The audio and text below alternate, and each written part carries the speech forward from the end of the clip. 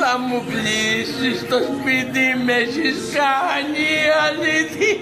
Θα μου βάλεις φωτιά γι' αυτό κάτσε καλά.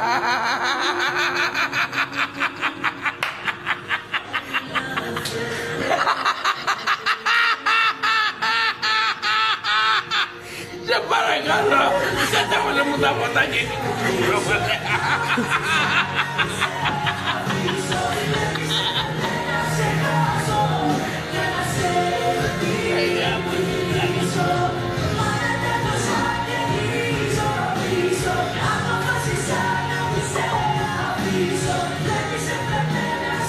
δεν θα πω άλλο τώρα, εντάξει, κάμερα με,